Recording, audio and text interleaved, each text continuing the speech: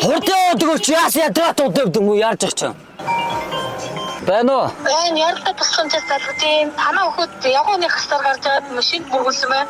Юу яриад байгаа юм бэ вэ? Хаана бэ? Монгол улсын хэмжээнд 30,977 зам тээврийн осол бүртгэгдсэн өмнөх оны мууяас 22.8%-аар өссөн. Мөн 4493 хүн зам тээврийн осолд өртөж амь нас эрүүл мэндээрээ хохирчээ. Тэдний 93.7% нь эмнэлгийн анхан шатны тусламж авч чадаагүй. Монгол улсын хэмжээнд 2024 онд явган үний гарцсан дээр 162 хүүхэд осолд өртсөн. Замын хөдөлгөөний аюулгүй байдлын тухай хууль зөрчсөн 2,338,744 хүнд холбогдох хууль журмын дагуу торгуулийн арга хэмжээ тооцож 6,222 хүний тээврийн хэрэгсэл жолоодох эрхийг хасч 2,374 хүнд баривчлах шийтгэл оногдуулж нийт 2,345,164 зөрчлийг шийдвэрлэжээ. Зам тээврийн осолд өртөж хохирсон 1,377 хүүхдийн 812 нь явганаар 317 тээврийн хэрэгслэр зарчигч 129 нь ундаг дугуугаар замын хөдөлгөөнд оролцжээ. Зохицуулдаггүй явганы гарц руу ойрт ирсэн жолооч хурдан асаж явган зарчигчид зам тавьж өгөлгүй зам тээврийн осол гаргавал эрүүгийн хуулийн 27 дугаар зүйлийн 11 хүний эрүүл мэндэд хүндэвтэр хохирол учруулсан бол тээврийн хэрэгслийг жолоодох эрхийг